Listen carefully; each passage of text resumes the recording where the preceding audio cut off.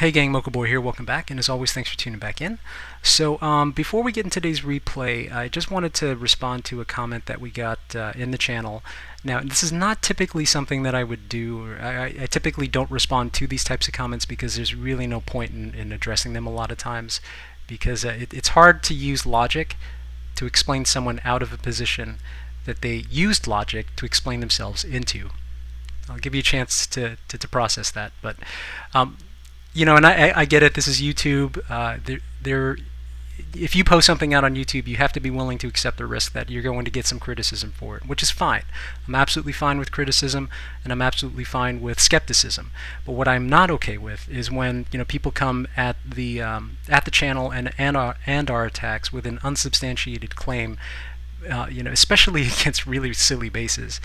I'm not going to say what the comment was or who left it, but there were accusations that Reddit Force is not a fair play clan, and it was simply because we hit a base and we 3-starred that base on the first pass. And you guys can go and Google this yourself. It's P-Back's Ringus base. It's a very popular base. There's no spots for double giant bombs. There's only 4 very obvious spots that could either house Teslas or house single giant bombs. So it's a very easy base to hog because we know where everything is, and there's like 15 different ways to 3-star it. And that's exactly what happened. We 3-starred it on the first pass, and then this comment came through. Again, I don't have a problem with people criticizing attacks, maybe saying there was a better way to approach it. But for someone to accuse us of not being a fair play clan because we hit an internet base and 3-starred it on the first pass is just ridiculous. So that's all I wanted to say about that. And the other thing that may come as a surprise to people is that despite all of the abilities that everyone brings to bear, we're not like some of these top war clans that have nothing but green logs. This is our war log.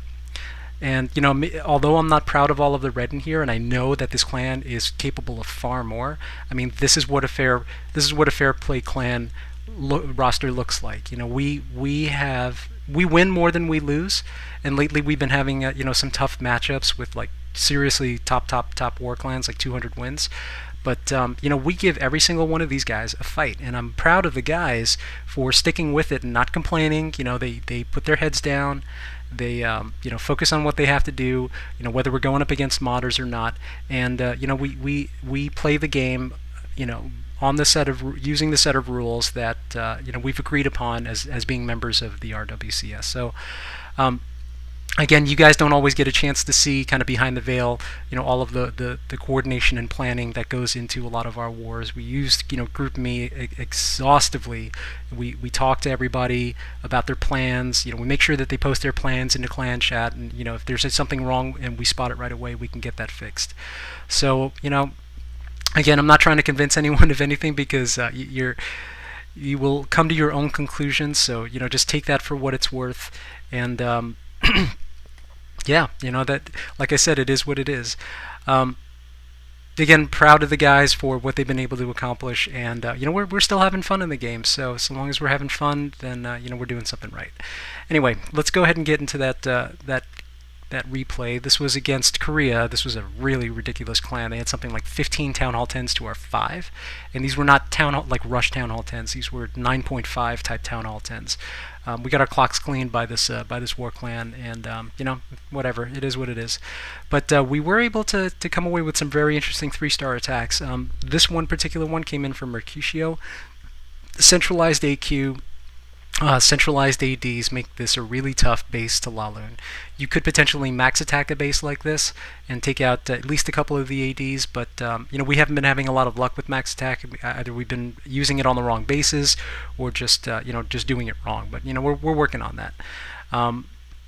In this particular case, he chose a number of different strategic approaches to this, all of which worked out towards the end. That was number one, an easy to access CC with a Lava Hound in there, so we were able to drag him out and park him over in a corner with the healer and the 2 archers. So you'll see 1 barbarian appear right about there. So there's the Lava Hound, and then 2 archers. Remember, you need 2 archers for this to work. A healer won't heal 1 archer. I don't know where that came into the mechanics, but that's just one of those little tidbits. And then once that Lava Hound's parked, we get the shield golems to come in and shield those funneling wizards to clear that trash. One of the nice things I like about these core teams is the players use the jumps to consolidate their troops and get them, moving in a spearhead fashion into the core of the base. Now, the reason that we came in through this side was simply because this had the most possibilities for double giant bombs. And let me just point this out. Between this and this, you're always talking about like how to get the most out of your kill squads. You would never send your kill squad in to just take out, one bomb when you have the opportunity to take out, 2 pockets, if for nothing else than just to verify that there's nothing in those pockets. And that's what he did there. He used Valks in this case, which was a really interesting addition, I thought, because you have, in addition to the extra DPS, they're also very beefy. So while the golems are running blocking assignments, you have the Valkyries running in with their extra DPS. So that was a really interesting addition to this. And then at that point, it's just an old-fashioned hog raid. Again, we favor those surgical deployments, splitting up those hogs as much as possible, focusing on the wizard towers whenever possible. But one of the really nice things with sending in the kill squad in from that side was that they were able to distract the Tesla farm long enough for the to keep those Teslas off of the hogs. You have to remember that with the new anti 3-star meta bases coming out,